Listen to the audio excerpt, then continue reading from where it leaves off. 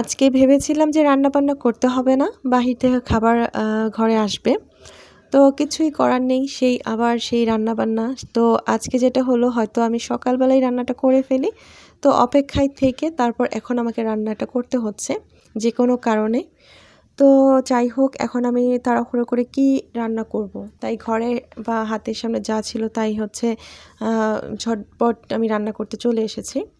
তো এখানে আজকে রান্না করে নিচ্ছি আমি লাউয়ের ছিলকা ছিল, যেহেতু লাউ কালকে রান্না করেছিলাম, তো সেটার ছিলকা রয়ে গেছে। আর লাউটা যেহেতু অনেক কচি ছিল, কচি লাউয়ের ছিলকা কিন্তু আসলে আমি ফেলে দেই না, সেটা ভাজি করে আসলে খাই। তো তার জন্যে লাউয়ের ছিলকাটাই ভাজি করে নিচ্ছি। আর সেই সাথে এখানে আরও কিছু করব, খুবই ঝটপট যে জিনিসগুলো করা যায় একে একে রান্না করে নেব।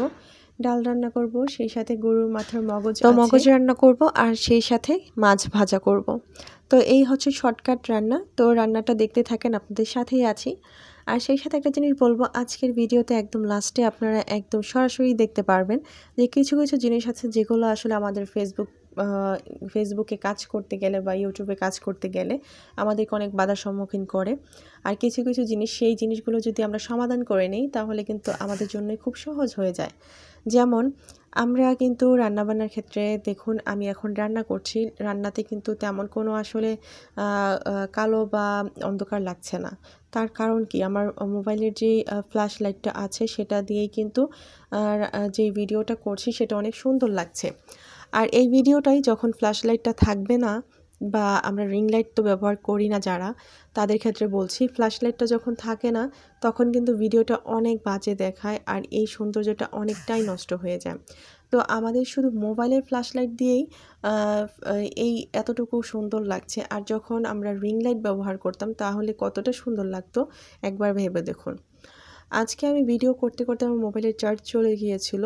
তো একদম যখন 15% ছিল তখন কিন্তু মোবাইলের যে পেছনের লাইটটা থাকে সেটা কিন্তু বন্ধ হয়ে যায় অটোমেটিক্যালি।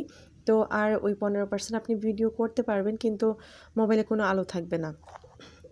ঠিক সেরকম আজকে আমার সাথেও এটাই হয়েছে। এখন আপনারা সরাসরি আজকে তাই দেখতে পারবেন যে এখনকার যেই ভিডিওটা সেটার ধরন কীরকম হয়েছে। যখন আমার মোবাইলের পেছনে লাইটটা থাকবে না তখন আমার ভিডিওর কী অবস্থা হবে। তাই আসলে আমরা যেটাই বলবো, যে আমরা যখন একটা কাজ করতে নামি সেই কাজটা যেন প্রপারলি সুন্দরভাবে আমরা করতে পারি সেদিকে কিন্তু খেয়াল রাখতে হবে। তাই ছোট ছোট জিনিসগুলোকে খুবই গুরুত্ব দিতে হবে, কারণ এই ছোট ছোট জিনিস আমাদেরকে সামনের দিকে এগিয়ে যেতে অনেক অনেক বড় বড় বাধার সৃষ্টি করে দেয়।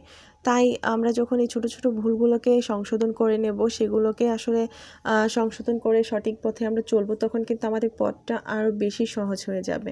আর এটাই হচ্ছে বাস্তব কথা।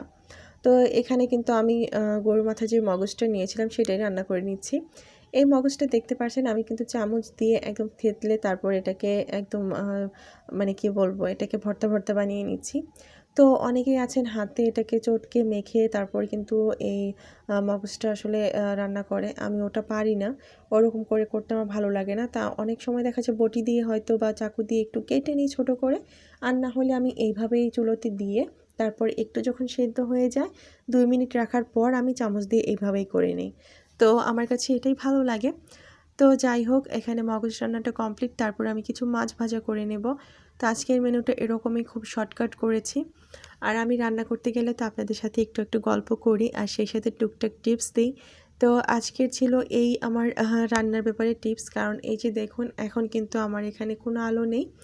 আমার আসলে রান্নাঘরে চুলোর সামনে যে জানলা ছিল, তো জানলা থেকে যতটুকু আলো আসছিল ততটুকুই। আর যেহেতু আজকে এই রান্নাটা করেছি আমি একদম কয়টার দিকে, একদম 1টার কাছাকাছি সময়। তো করতে করতে আমার 2টা বেজে গেছে, তখনই কিন্তু করেছি। তাই দেখুন এই অবস্থা। যদি বিকেল হতো তাহলে কি হতো।